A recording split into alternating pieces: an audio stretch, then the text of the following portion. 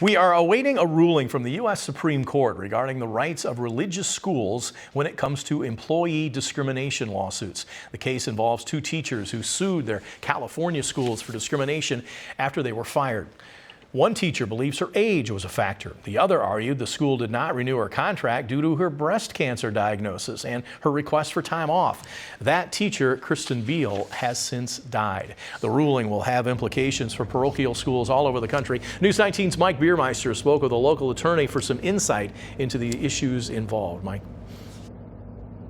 Yeah, Scott, what it comes down to is a term called ministerial exception, and basically what that does is it allows religious organizations to defy anti-discrimination laws and count their employees as ministers. It's a principle rooted in the First Amendment, which halts the government's interference into religious affairs, and that's basically what the schools are arguing now. As we know, the La Crosse area is home to several religious employers. The Supreme Court is contemplating which employees at a religious institution should qualify for this ministerial exception and which employees should not.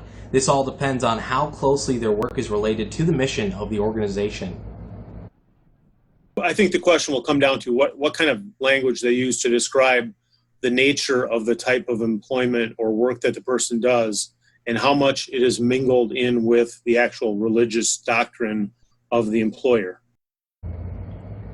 We've actually seen a similar case here, like the one that we're seeing right now at the Supreme Court, and I wouldn't be surprised if they're using this as guidance. Back in 2002, a teacher at St. Patrick's in Onalaska sued for age discrimination after they decided not to renew her contract. The District 4 Court of Appeals upheld the original decision to side with the teacher, stating that the ministerial exception did not extend to teachers, but the Wisconsin Supreme Court sided with the schools. Their decision said her work incorporated the missions and teachings of the religion. Now, we reached out to both Aquinas and Luther High School to get some feedback, to get some comment, but they either did not respond in time or declined to comment. So it'll be interesting to see how this shakes out and which way the Supreme Court rules, because it will have major effects across the board, especially for schools, religious employers as well, all across Wisconsin. Scott? All right, thanks, Mike. And we should get that Supreme Court ruling sometime within the next week.